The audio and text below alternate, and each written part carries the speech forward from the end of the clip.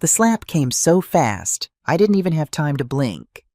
One moment I was standing beside the gift table at the Royal Oaks Ballroom, my champagne glass trembling slightly in my hand as I watched my son Mark dance with his new bride. The next moment, my daughter-in-law's palm connected with my cheek with a crack that echoed off the marble floors like a gunshot. My glasses flew off my face. I watched them tumble through the air in what felt like slow motion, catching the light from the crystal chandeliers before shattering on the elegant ballroom floor. 130 guests froze mid-conversation.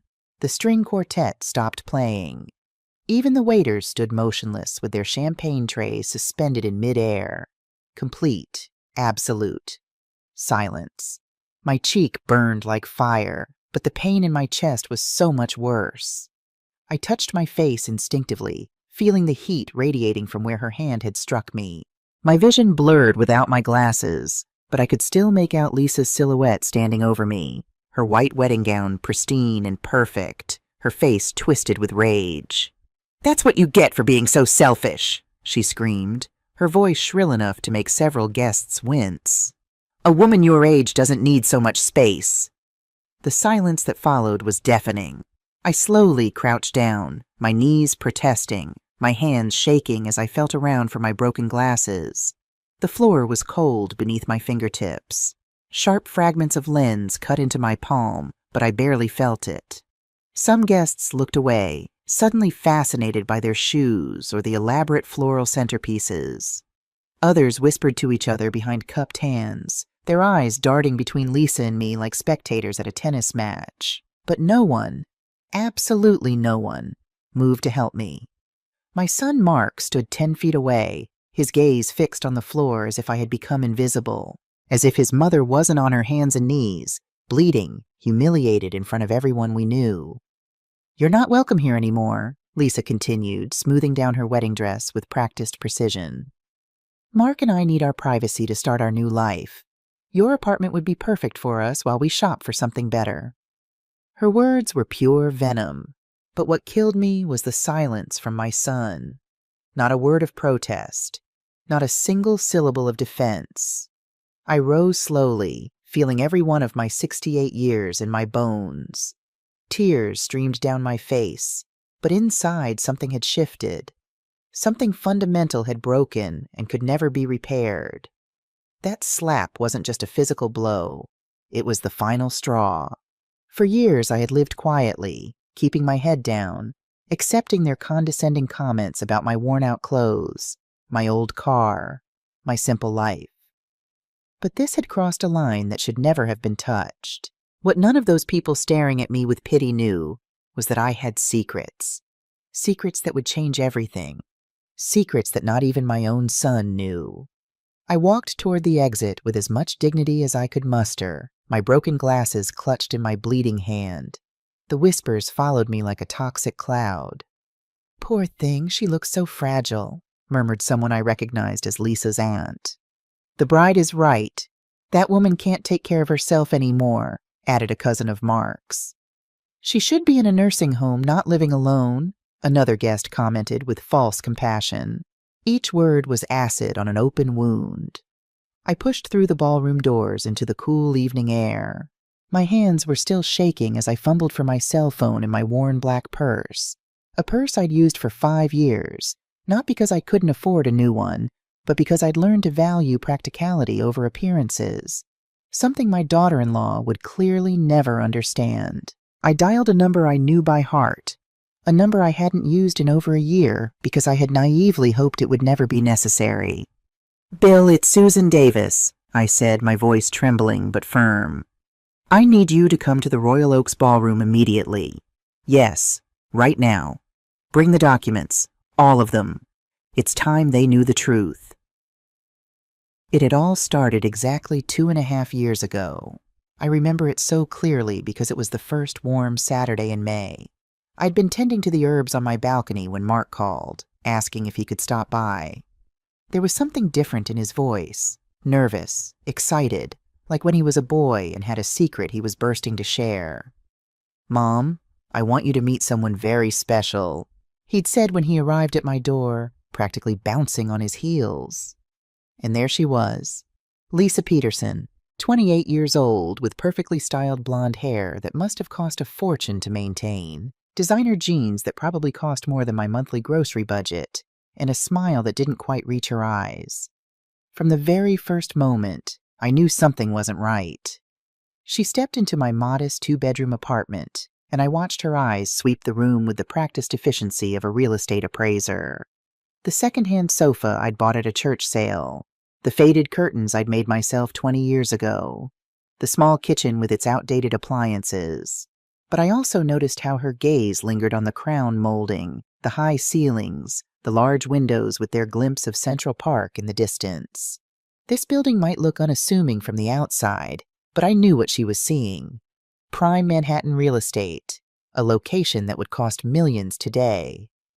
"How cozy," she murmured, running her fingers along my grandmother's bookshelf. Her tone suggested the opposite. Mark, completely blinded by what he believed was love, didn't notice the condescension dripping from her voice. "Mom made us dinner," he said proudly, guiding Lisa toward the kitchen table where I'd spent all afternoon preparing pot roast, his favorite since childhood. The meal was torture. Lisa barely touched the food I'd lovingly prepared, claiming she was watching her figure. When I asked about her family, she gave evasive answers, always steering the conversation back to my life, my finances, my living situation. "And how do you manage on a widow's pension, Susan?" she asked with fake concern, taking the tiniest bite of roasted carrots. "It must be hard getting by on so little, especially in this expensive city." I smiled and changed the subject, but I was paying attention, very close attention. Over the next few months, I watched Lisa the way she watched me. Every visit revealed more of her true nature. She made comments about how outdated everything in my apartment was, about how I deserved something better in my golden years. But her eyes always returned to what really mattered: the prime location, the square footage, the potential value. One afternoon, while Mark was in the bathroom, I overheard her speaking softly on the phone in my kitchen. "Yes, Mom. His mother's apartment is in a super expensive area. If I can get her to move somewhere smaller, we could stay here until we have our own place. She's so naive she'll probably even thank us for helping her with the transition." Her words cut through me like a knife, but I kept my composure when she returned to the living room, all smiles and innocence. From that moment on, every interaction with Lisa became a carefully orchestrated performance. She played the concerned daughter-in-law worried about her mother-in-law's well-being. I pretended to be the vulnerable old woman who needed guidance. But inside, I was gathering information, observing, understanding her true motivations. It was like a game of chess where we both thought we were winning. The pressure built gradually over the next year, so slowly that someone less observant might not have noticed. But I'd learned long ago to pay attention to patterns. It started with subtle suggestions during family dinners. "Susan, I've seen some lovely apartments for people your age," Lisa would say, sliding glossy brochures across the table. "All-inclusive services, no maintenance worries. You could finally relax." Then came the concern about my safety. "You can't keep living alone at your age," she'd insist, her voice dripping with false worry. "It's dangerous. What if you fell and no one found you for days?" Each argument was designed to make me feel incompetent, helpless, like a burden. What hurt most was watching Mark transform into her echo. My son, the boy I'd raised with so much love and sacrifice, began repeating her phrases like a trained parrot. "Mom, Lisa's right. Maybe you should consider moving somewhere more manageable." The psychological campaign intensified after they announced their engagement 8 months ago. Suddenly, visits became more frequent, but also more tense. Lisa started bringing actual real estate magazines, circling listings for senior communities with a red pen. "I'm just exploring options for you, Susan," she'd say, spreading the materials across my coffee table like a business presentation. "I want to make sure you have the best quality of life possible." But I wasn't idle either.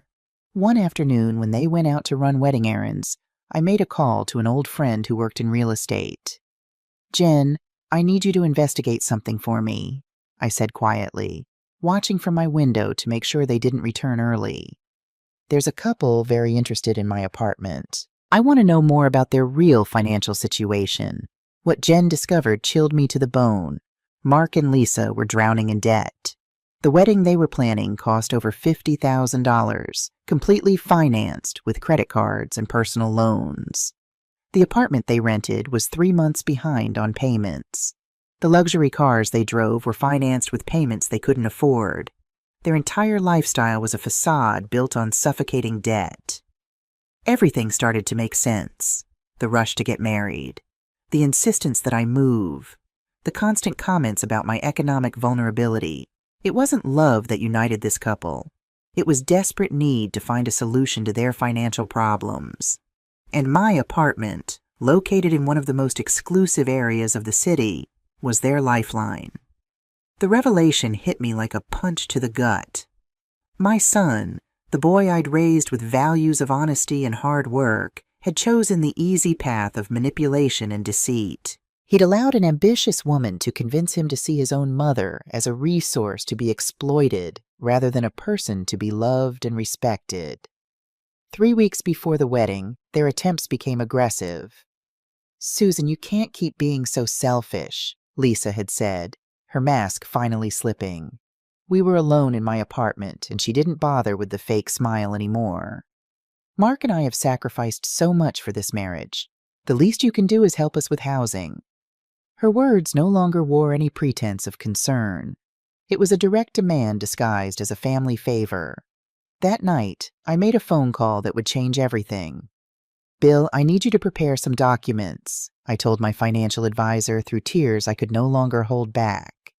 "It's possible I'll very soon have to reveal information I've kept secret for years." What Bill Patterson knew about me could fit into a single folder, but that folder contained the truth of who Susan Davis really was. The next morning, I sat in Bill's downtown office, looking at documents most people would never believe belonged to the elderly woman who worked part-time at a flower shop and drove a 10-year-old Honda Civic. "Mrs. Davis," Bill said, his voice gentle but professional, "your current investment portfolio stands at $5.4 million. He turned the page. "The downtown office building generates $50,000 per month in rental income. The Miami Beach house is currently valued at $2.8 million. Your municipal bonds mature next year at—" "I know the numbers, Bill," I interrupted softly. "I need to know if there's any way they could have found out." Bill shook his head. "Everything is in trusts and LLCs, just as you and Robert set up 30 years ago. Unless someone knew exactly what to look for and had access to sealed financial records, there's no way they'd know." I looked out the window at the city below. Somewhere out there, my son was planning his wedding, believing his mother was a burden he needed to manage. Robert and I had built this life together. He'd started with a small import business, working 18-hour days, making smart investments, gradually building what became a silent empire. We'd made a conscious decision to live modestly, to protect our privacy, to shield our family from the problems that visible wealth attracts. "Wealth attracts problems," Robert used to say, usually while wearing his favorite flannel shirt that I'd bought at a discount store. "Invisible wealth gives you power." I never imagined I'd have to use that power against my own son. The flower shop where I worked 3 days a week wasn't because I needed the money. It was because I liked staying active, connected to my community. The old car I drove wasn't due to economic limitations, but because unnecessary ostentation only brings problems. My apartment, the one Lisa coveted so desperately, was actually the least valuable property in my portfolio. I'd bought it not for its economic value, but for the memories it held. It was where Robert and I had spent our last years together, where we'd grown old holding hands on the balcony, where he'd passed away in my arms after a brave battle with cancer. It wasn't for sale. It would never be for sale. Especially not to manipulators who saw it as nothing more than a solution to their financial irresponsibility. 2 weeks before the wedding, Bill called me with information that shattered what remained of my illusions. "Mrs. Davis, I've completed the audit you requested," he said, his voice heavy with reluctance. "I think you should sit down." I was already sitting, but I gripped the phone tighter. "For the past 3 years," Bill continued, "you've transferred a total of $162,000 to cover your son's expenses. The number hit me like a physical blow. $48,000 for rent payments he thought were covered by work bonuses. $44,000 in credit card payments he believed were tax refunds. $18,000 for vehicle insurance he thought was a company benefit. $22,000 in miscellaneous expenses, and $30,000 as a deposit for the wedding venue. My hand flew to my mouth. $162,000. Money I'd been secretly transferring, thinking I was helping my son through a difficult time. Money that had actually been financing his transformation into someone I didn't recognize. "There's more," Bill said quietly. "For the past 6 months, Mark has been calling banks asking about loans against elderly mother's property. He's been researching legal procedures to obtain financial power of attorney over senior citizens." The room spun. My own son had been planning my systematic dispossession for months. "And the investigator's report on Lisa?" Bill hesitated. "Tell me." "According to surveillance at her favorite lunch spot, she told her friends, and I quote, 'I'm marrying an older, less attractive guy because his mother has valuable properties and no competing heirs. It's a strategic investment.'" I hung up the phone and sat in silence for what felt like hours. I had thought I was protecting my son. Instead, I'd been enabling his corruption. I'd been funding the very conspiracy designed to strip me of my dignity, my home, my autonomy. That night, I didn't sleep. I sat on my balcony, looking out at the city lights, thinking about Robert, about the values we'd tried to instill in Mark, about how love can sometimes become toxic when it refuses to let people face the consequences of their actions. By dawn, I had made my decision. At the wedding tonight, when Lisa had demanded my keys and I'd refused, I knew what would happen.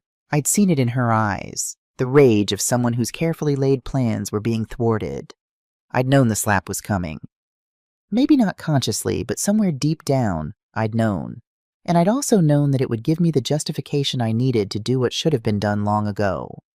Now, sitting in my car in the parking lot, waiting for Bill to arrive with the documents that would change everything, I felt something I hadn't felt in years. Peace. The peace that comes from finally choosing yourself, from finally saying no to people who treat you as disposable, from finally understanding that sometimes the greatest act of love is refusing to enable destruction. Headlights swept across the parking lot. Bill's black sedan pulled up beside my car. Through my broken glasses, I could see him getting out with a leather briefcase under his arm. It was time. Time for Mark and Lisa to meet the real Susan Davis. Time for them to learn that some women don't break when you slap them. They evolve. I sat in my old Honda, hands gripping the steering wheel so tightly my knuckles turned white. Through the car window, I could still see the golden lights of the ballroom, hear the music that had started playing again, watch the silhouettes of guests who had already returned to celebrating as if nothing had happened. As if I hadn't just been assaulted in front of 130 people. My cheek still burned. I could feel it swelling, the heat radiating from where Lisa's hand had connected with my face. In the rearview mirror, even in the dim parking lot light, I could see the red handprint forming like a brand. This was my son's wedding day, the day I should have been dancing, crying happy tears, welcoming a daughter into our family. Instead, I was sitting alone in a parking lot, bleeding from cuts on my palm from broken glass, my face bruised, making a decision that would change everything forever. "This is Mark," I whispered to my reflection. "My baby boy. I carried him for 9 months. I raised him alone after Robert died. I sacrificed everything to give him a good life." But that same boy had stood motionless while his wife struck his mother, had said nothing, had done nothing, had looked at the floor as if I were invisible. The internal battle raged for exactly 30 seconds. Then I thought about that investigator's report, about Lisa telling her friends this was a strategic investment, about Mark researching how to declare me mentally incompetent, about 3 years of secret financial support, of me protecting him from consequences while he plotted to take everything from me. I picked up my phone. "Bill, bring everything. I'm ready." Then I made 2 more calls. "Bob? It's Susan. I need you to bring the brown folder from my desk drawer. The one in the back. Yes, right now. I'll explain when you get here." Bob Thompson had been my neighbor for 15 years. He'd watched Mark grow up, had been at Robert's funeral, had witnessed every one of Lisa's visits with her real estate appraisers and her fake concerned smiles. The third call went to Sarah. "Sarah, honey, I need you at the Royal Oaks Ballroom. Now. Yes, I know it's Mark's wedding. That's exactly why I need you here. Please trust me." As I waited, memories flooded back. Mark at 5 years old, bringing me flowers he'd picked from the neighbor's garden. Mark at 10, defending me when someone at school said his mom looked too old. Mark at 16, working his first job so he could buy me a Mother's Day gift with his own money. Where had that boy gone? When had my son become a stranger? Bob arrived first, slightly out of breath from rushing. He was 70 years old, but moved like a man on a mission when someone he cared about needed help. "Susan," he said, peering through my car window and seeing my swollen cheek. "My God, she actually hit you. You saw?" I was heading to the restroom when I heard the commotion. I saw everything. His jaw clenched. And I saw Mark do nothing. He handed me the folder, then squeezed my shoulder. "I've been watching them for months, Susan. The way they looked at your apartment, the things Lisa said when she thought no one was listening. You're doing the right thing." Sarah's car screeched into the parking lot moments later. She jumped out, her cocktail dress flying, her face a mask of concern and confusion. "Aunt Susan, what happened to your face?" Sarah was Robert's niece, his sister's daughter, but she'd been like a daughter to me since she was a little girl. After Robert passed, we'd grown even closer. She was the family I could trust. She rushed to my car and gasped when she saw my cheek. "Did someone—" Her eyes widened in horror. "Oh my God, did Lisa do this?" I nodded. "That witch!" Sarah exploded. I knew something was wrong. Mark's been so different lately. Stressed, always talking about money, avoiding family calls, and Lisa— She shook her head. "I tried to talk to him, but he wouldn't listen. He's like a different person." "Sarah," I said carefully, "I need you to understand something. Mark isn't entirely to blame. Lisa has been manipulating him, yes, but he made his own choices. He chose to stand by while she attacked me." "What are you going to do?" Before I could answer, Bill Patterson's black sedan pulled up. He emerged with his briefcase, his expression grave but determined. "Mrs. Davis," he said formally, though his eyes were kind, "I have everything you requested, but I need to ask one final time. Are you absolutely certain about this? Once we walk through those doors, there's no going back." I looked at the 3 people standing with me. Bob, who had been like a brother since Robert passed. Sarah, who represented the family I wished I had. Bill, who had protected my interests for over a decade. Then I looked back at the ballroom, where my son was celebrating with a woman who had struck me, who had plotted to steal my home, who saw me as nothing more than an obstacle to overcome. "I have never been more certain of anything in my life," I said, stepping out of the car. It's time they met the real Susan Davis. We walked toward the entrance together, a small army of truth about to storm the castle of lies. The music grew louder as we approached. I could hear laughter, the clink of champagne glasses, the sounds of people having a wonderful time. That was about to change. Bill opened the door and we stepped inside. The music stopped the moment we entered. It was like someone had pressed pause on reality itself. 130 pairs of eyes turned toward us. I watched recognition flicker across face after face. Some guests looked confused.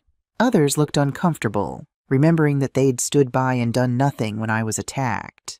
A few, very few, looked relieved to see me return. Lisa was in the center of the dance floor, posing for photos with Mark. Her pristine white dress glowed under the chandeliers. Her makeup was perfect. Her smile was radiant. Until she saw me. "What are you doing here?" she shouted across the ballroom, her voice sharp enough to cut glass. "You already left once. Wasn't that enough drama for one night?" I heard the nervousness underlying her anger. She sensed that something had shifted. Bill stepped forward, his voice carrying the weight of 30 years of legal experience. "Ladies and gentlemen, I apologize for interrupting this celebration. My name is William Patterson, and I'm the financial and legal advisor for Mrs. Susan Davis. I have urgent legal documents to deliver to Mr. Mark Davis and Mrs. Lisa Davis." The silence deepened. I saw several guests pulling out their phones, instinctively knowing they were about to witness something extraordinary. Mark slowly walked toward us, his face pale, his hand loosening his tie. A nervous gesture he'd had since childhood. "What's going on, Mom?" His voice cracked slightly. "Who is this man, and why is he talking about legal matters?" I looked at my son, really looked at him, and saw the boy I'd raised somewhere beneath the stranger he'd become. "Mark," I said, my voice steadier than I'd expected, "this is Bill Patterson. He's been my financial advisor for over 10 years. He has some information that I think you'll find very enlightening." Bill opened his briefcase with a crisp snap that echoed through the ballroom. He pulled out the first document. "Mr. Mark Davis, you are hereby notified that the financial guarantee your mother provided for your apartment lease has been immediately canceled. Your landlord will be notified tomorrow morning. You have 30 days to find a new guarantor or vacate the property." All color drained from Mark's face. "Financial guarantee?" he whispered, looking at me with eyes that were beginning to fill with comprehension and horror. "Mom, what is he talking about?" But I could see in his expression that part of him already knew. For years, he must have suspected that his financial luck wasn't entirely natural. He'd just chosen not to ask questions because the answers might have been uncomfortable. Bill continued, relentless as a surgeon with a scalpel. "Additionally, the monthly transfers of $4,500 that your mother has been making to your personal accounts have been permanently suspended. This includes payments for credit cards, vehicle insurance, and various other expenses that you believed were being covered by other sources." Lisa let out a gasp that sounded almost animalistic. She ran toward us, her wedding dress trailing across the floor, her carefully applied makeup beginning to run with tears of rage and panic. "That's impossible!" she shrieked, her voice bouncing off the marble walls. "Mark doesn't have a rich mother. Look at her. Look at her clothes, her car. She's an old woman living on a miserable pension." Her hysteria was palpable. Several guests began backing toward the exits, sensing that the celebration had turned into something else entirely. "Finally," Bill said, pulling the last document from his folder like a magician revealing his final trick. "The guaranteed payment for this celebration has also been canceled. The ballroom management will require full payment before guests can leave tonight." His words fell on the ballroom like a bomb. The realization hit Mark like a physical blow. I watched understanding dawn across his face in stages: confusion, disbelief, shock, and finally, devastating comprehension. "You," he breathed, staring at me as if seeing me for the first time. All this time, you've been paying for everything." His voice broke on the last word, and for just a moment, I saw the little boy he'd once been. Vulnerable, confused, lost. "For 3 years, Mark," I confirmed, my voice eerily calm despite the emotional storm raging inside me. 3 years I thought I was helping you through a difficult time. 3 years I believed you would eventually recover and become the man I raised you to be. 3 years I hoped you would remember the values I taught you." Lisa began pacing in circles, clutching her head, her perfect wedding moment disintegrating around her like ash. "This can't be happening. This can't be real." She whirled on me, her face contorted with rage. "You're a poor old woman.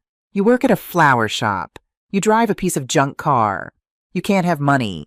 I met her eyes with a calm I hadn't known I possessed. "Appearances are deceiving, Lisa," I said softly. "For years, I chose to live simply because my husband Robert and I believed that visible wealth attracts problems." I paused, letting the words sink in. It turns out we were right. We just didn't expect the problems to come from our own family. The whispers exploded through the crowd like wildfire. Phones were raised, recording every moment. I could see the calculation in people's eyes as they mentally reassessed everything they thought they knew about the poor widow Susan Davis. "Mrs. Davis," Bill said, his voice loud enough for everyone to hear, Would you like me to proceed with reading the full financial details? The question hung in the air like a sword over Mark and Lisa's heads. Please, Bill, I replied with a serenity that surprised even me. I think everyone deserves to know the full truth. Lisa tried to interrupt with a desperate shriek, but Bill raised his hand and continued with the precision of a surgeon. Over the last 36 months, Mrs. Susan Davis has transferred a total of $162,000 to cover the living expenses of her son Mark Davis and his fiancée, now wife. He consulted his documents. This includes $48,000 for rent payments, $44,000 for credit card payments, $18,000 for vehicle insurance, and $22,000 for miscellaneous expenses. A collective murmur swept through the ballroom like a wave. Several guests pulled out calculators on their phones as if they couldn't believe the numbers they were hearing. Furthermore, Bill continued without mercy, Mrs. Davis personally guaranteed the total cost of this celebration, including the ballroom, catering, music, flowers, and photography, for an amount of $53,000, money which, as I mentioned, is no longer available. David Martinez, the ballroom manager, pushed through the crowd with several papers in his hands and a very serious expression on his face. Mrs. Davis, he said, his voice professional but tense. I just received notification of payment cancellation. The outstanding balance for tonight's event is $53,000. I need to know who will be responsible for this payment immediately. Mark stumbled forward, reaching out to me with trembling hands. Mom, please, there has to be some way to fix this. The wedding, the guests, everything. His voice broke. Please, you can't do this. But I could see in his eyes that he was finally beginning to understand the magnitude of what he'd lost. Not just money or financial support. He'd lost his mother. The way to fix this, Mark, I said quietly, was not to break it in the first place. Lisa collapsed into a nearby chair, her wedding dress pooling around her like a deflated parachute. Everything is ruined, she sobbed, genuine tears now mixing with her mascara. Everything we planned. Everything we worked for. It's all destroyed. No, I said, approaching her for the first time since the slap. I looked down at her, forcing her to meet my eyes. What's destroyed are the lies, the greed, the lack of respect. What's destroyed is the illusion that you can treat people like objects and expect there to be no consequences. I turned to Mark, who looked like he might be sick. There is a way forward, son. You can learn from this. You can grow from this. You can become the person I hoped you would be before greed corrupted you. My voice softened slightly, because despite everything, he was still my child. But that growth will have to happen without my financial help, without my apartment, without my inheritance. You'll have to do it the hard way, like everyone else does. Sarah stepped forward and took my arm, tears streaming down her face. Aunt Susan, I'm so sorry. I had no idea Mark had become this. Bob stood on my other side, a silent pillar of support. Bill closed his briefcase with a final, definitive snap. Mrs. Davis, all documents have been delivered and explained. The legal effects begin immediately. He turned to Mark and Lisa with a professional expression. I strongly suggest you contact your own legal and financial advisors as soon as possible. As we turned to leave, I heard Mark's voice, broken and desperate, call out behind me. Mom, wait, please. I stopped but didn't turn around. I love you, he said, his voice thick with tears. I'm sorry. I'm so sorry. I love you too, Mark, I replied, still facing the exit. I always will. But love doesn't mean accepting abuse. Love doesn't mean sacrificing my dignity for your convenience. I looked back at him one final time. When you're ready to have a real conversation about respect, values, and responsibility, when you've learned what it means to stand on your own 2 feet, then we can talk. But first, you need to find a way to solve the mess you created here, all on your own. With those words, I walked out of the ballroom with Bill, Bob, and Sarah flanking me like an honor guard. Behind us, I left chaos. Desperate phone calls, angry creditors, shocked guests, and 2 people who had just learned that some bridges, once burned, take a very long time to rebuild. If they can be rebuilt at all. 3 days after the wedding, my apartment had become a sanctuary. Bob came over every morning with coffee and croissants from the bakery downstairs, making sure I was eating, making sure I was okay. Sarah had essentially moved into my guest room, refusing to leave me alone in case those vultures try something. My phone had been ringing non-stop. Mark had called 37 times. I'd listened to exactly 3 voicemails before I stopped. They all followed the same pattern: anger, then denial, then desperate pleading. Lisa had sent 14 text messages, each more hysterical than the last. Her parents had shown up at my door twice, demanding I fix the mess I'd caused. I'd closed the door in their faces both times, but there was something else happening, something I hadn't anticipated. On the afternoon of the 3rd day, Sarah burst into my living room with her laptop, her eyes wide with a mixture of shock and excitement. "Aunt Susan, you need to see this." She turned the screen toward me, and I saw myself. Or rather, I saw a shaky cell phone video of the ballroom confrontation. The view count made my breath catch. 2 million views in 3 days. "There are dozens of videos," Sarah said, scrolling rapidly. "Different angles, different moments. But this one..." She clicked on another video. "This one has gone completely viral." It was the moment I'd told Lisa that appearances are deceiving. The camera had caught the shock on her face, the gasps from the crowd, the way Mark had literally stumbled backward when Bill announced the $162,000 in transfers. I scrolled through the comments, my hands trembling. "This woman is a queen. She played the long game and won." I'm crying. My own daughter tried to do this to me. Thank you for being brave enough to stand up. The way she stayed calm while exposing them, iconic. Notice how the son just stood there when his wife slapped his mother? He deserved everything he got. There were thousands of them, tens of thousands. "Susan," Bob said quietly from the doorway, "you've become a symbol. People are calling you the silent millionaire. You're all over social media." Before I could process this, Sarah's phone rang. She answered, listened for a moment, then her eyes went wide. "Aunt Susan, that was Jen. She says Mark filed a legal petition yesterday." Sarah's voice dropped. "He's requesting a court evaluation of your mental competency based on irrational behavior and erratic financial decisions at a family event." The words hit me like ice water. "He's doing what?" Bob exploded. "After everything, he's actually trying to declare you incompetent?" Sarah handed me her phone. On the screen was a legal document. As I read it, my blood ran cold. Mark had provided sworn statements from several wedding guests describing my unjustified emotional outburst. He was painting me as a confused, vindictive old woman who had lost touch with reality. But there was more. "Jen did some digging," Sarah said softly. "Lisa has been visiting our neighbors, telling them to watch for concerning behavior. She's building a case that you're mentally unstable." I set down the phone, my hand surprisingly steady. This wasn't just about money anymore. This was about my freedom, my autonomy, my very right to control my own life. They had declared war, and they were about to learn that I knew how to fight back. The next morning, my apartment became a war room. Bill Patterson arrived with 2 additional lawyers, Patricia Wong, who specialized in elder abuse cases, and Thomas Miller, whose expertise was in defamation law.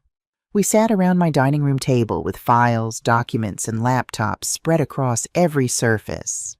"Mrs. Davis," Patricia said, her voice firm but kind, "we can fight this, and we can win. But I need to know, are you absolutely sure you want to take this step? Once we file our counterpetition, this becomes a very public legal battle."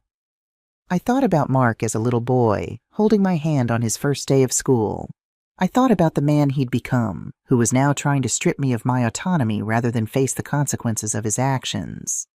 "I'm sure," I said. "What do we need to do?" Over the next hour, they laid out the strategy.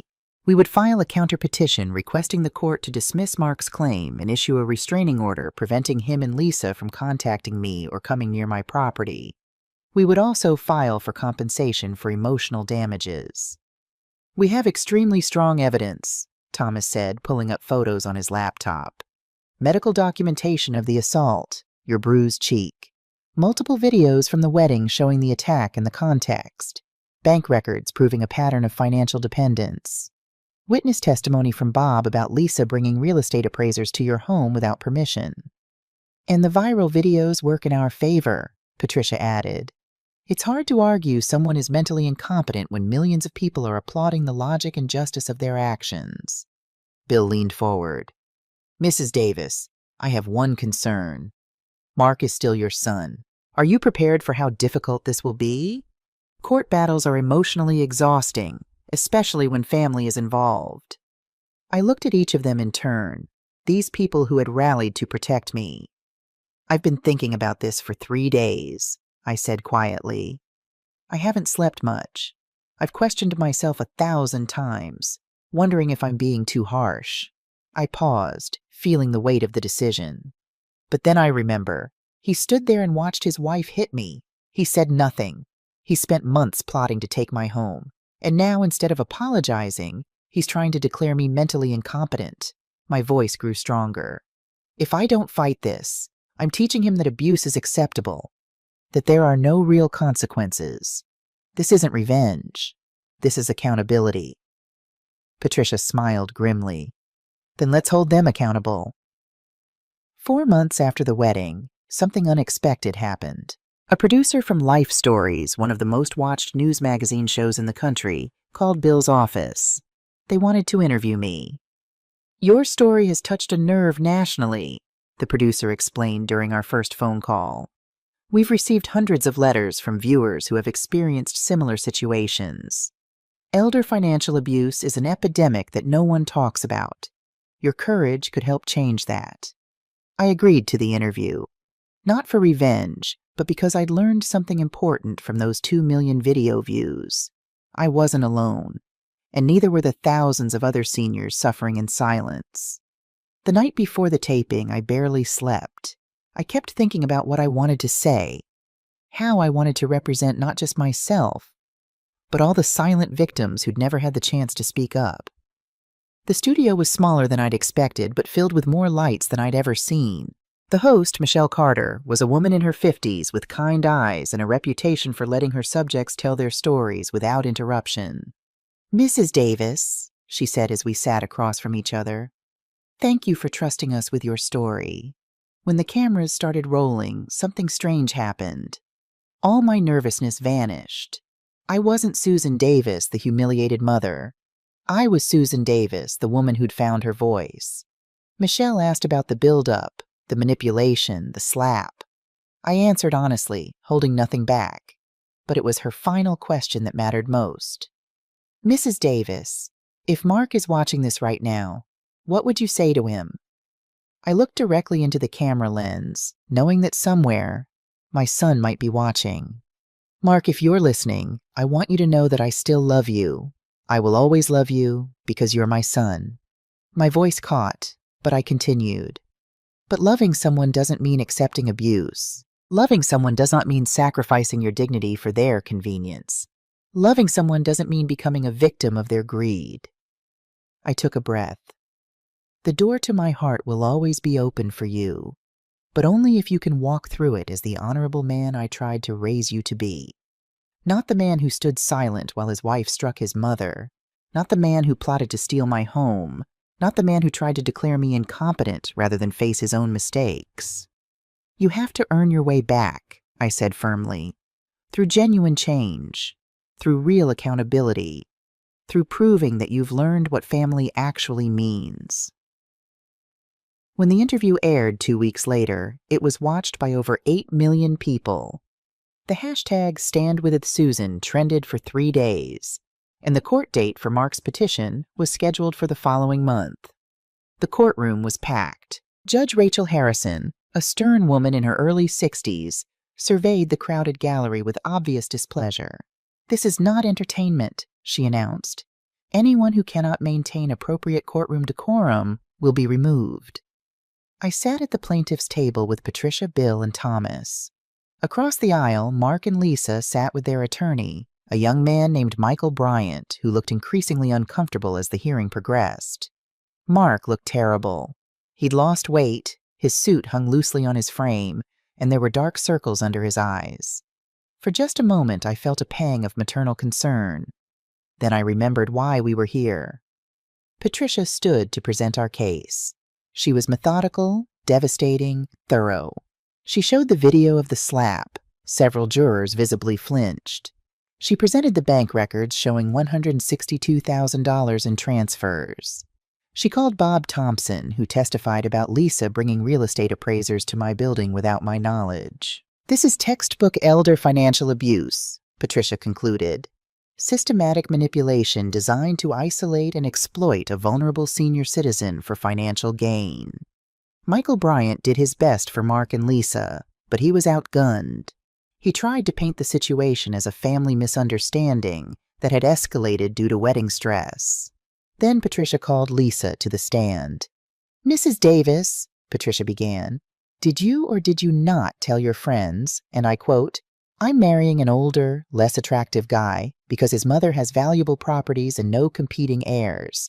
It's a strategic investment?'" Lisa's face went pale. That was taken out of context." "Really? What context makes that statement acceptable?" Lisa had no answer. When Mark took the stand, I saw the boy I'd raised struggling with the man he'd become. "Mr. Davis, do you love your mother?" Patricia asked. "Yes," Mark said, his voice barely audible. "Then why did you allow your wife to assault her without saying a word?" Mark's composure cracked. Tears streamed down his face. I don't know. I was confused.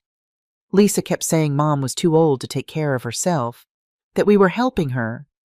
He looked directly at me for the first time. "I was so wrong. Mom, I'm so sorry. I'm so sorry." His tears were genuine. His remorse seemed real, but it was too late for apologies to change the facts of the case. When it was my turn to testify, I spoke clearly and calmly. "I didn't do this because I hate my son," I said. "I did this because I love him enough to let him face the consequences of his actions. If I had continued enabling his financial irresponsibility, continued accepting disrespect, continued being a victim, I wouldn't have been helping him. I would have been destroying him." Judge Harrison listened to everything, reviewed every document, watched every video. Her ruling was swift and decisive. "Mr. Davis's petition for mental competency evaluation is denied," she announced. "The evidence shows not mental incompetence, but rather a woman of sound mind protecting herself from systematic abuse." She turned to Mark and Lisa with steel in her eyes. "Furthermore, I am issuing a restraining order. Mr. and Mrs. Davis are prohibited from contacting or approaching Mrs. Susan Davis for a period of no less than 1 year. They will pay $45,000 in legal fees to the defendant, and they will complete a mandatory family abuse education program." She leaned forward. "Mr. Davis, your mother has given you a gift, the gift of consequences, the gift of the opportunity to become a better man. Don't waste it." The gavel came down with a crack that echoed through my chest. It was over. 6 months after the court ruling, I sat on my balcony with my morning coffee, watching the sun rise over the city. My life had changed in ways I never could have imagined. The Davis Foundation for Elder Protection, funded with $1 million from my investments, had helped 87 families in 6 months. Sarah ran the education programs. Bill provided legal advice pro bono. Jen helped seniors relocate safely when necessary. We'd turned my pain into purpose. Bob knocked on my door, right on schedule. "Foundation meeting at 2, he reminded me, handing me a croissant. "And you have 3 new cases to review." As he left, I noticed an envelope on my doormat. No return address, just my name and handwriting I'd recognized since Mark learned to write. My hands trembled as I opened it. "Dear Mom, I don't expect you to answer this letter. I don't expect forgiveness. I don't deserve it yet. But I need you to know, I understand now. You didn't destroy my life. I did that myself." Lisa left me when the money ran out. That was the wake-up call I needed. She never loved me. She loved what she thought she could get from you. I'm working 2 jobs now, living in a studio apartment, taking the bus. For the first time in my adult life, I'm paying my own way. And Mom, it feels good. It feels honest. I'm in therapy. I'm attending the court-ordered program. I'm learning about manipulation, about boundaries, about respect. I'm learning to be the man you tried to raise me to be. I saw your interview. I cried through the whole thing. You were right about everything. I'm not asking you to forgive me. I'm not asking for money or help. I'm just asking you to know that I'm changing, really changing. And someday, when I've proven that change is real and lasting, I hope I can look you in the eye again. I love you, Mom. I'm sorry doesn't begin to cover it, but I'm sorry anyway. Your son, Mark. I read the letter 3 times, tears streaming down my face. Then I did something I hadn't done in months. I allowed myself to hope. Not hope that everything would magically be fixed. Not hope that we'd return to how things were. But hope that maybe, just maybe, my son was finally learning the lessons I'd tried to teach him his whole life. I folded the letter carefully and placed it in my desk drawer. I wouldn't respond. Not yet. He needed to walk this path on his own, without my guidance, without my financial safety net.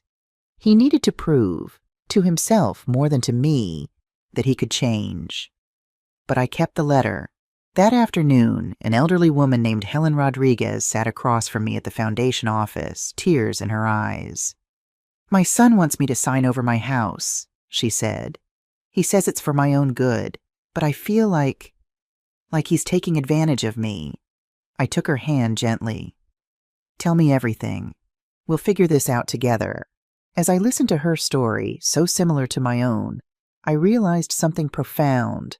I'd lost a son, at least temporarily, but I'd found myself. I'd found my voice.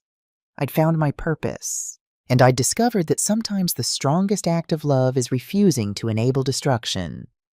Sometimes the greatest gift you can give someone is letting them face the full weight of their consequences. That evening, as I prepared for bed, I looked at my reflection in the mirror. The bruise had long since faded. The cuts had healed. But the woman looking back at me was different from the one who'd been slapped 6 months ago. She was stronger, freer, more herself than she'd been in years. People still asked if I regretted what I'd done, if I wished I'd handled things differently, if I missed my son. Of course I missed him. He was my child. But I didn't regret standing up for myself. I didn't regret demanding respect. I didn't regret teaching him that actions have consequences. Because love without boundaries isn't love. It's captivity. And at 68 years old, I'd finally learned to set myself free. Tomorrow, I'd help Helen Rodriguez protect her home from her manipulative children. Next week, I'd testify at the state legislature about stronger protections for seniors. Next month, I'd speak at a national conference on elder abuse. My story had ended 1 chapter, but a much more important one had just begun. And if Mark truly changed, if he became the man I'd always believed he could be, well, maybe someday there would be room for another chapter in our story. But that chapter would be written with respect, honesty, and genuine change. Or it wouldn't be written at all. I turned off the light and climbed into bed, more at peace than I'd been in years. The slap that was meant to break me had instead set me free. And that, I realized, was the greatest victory of all.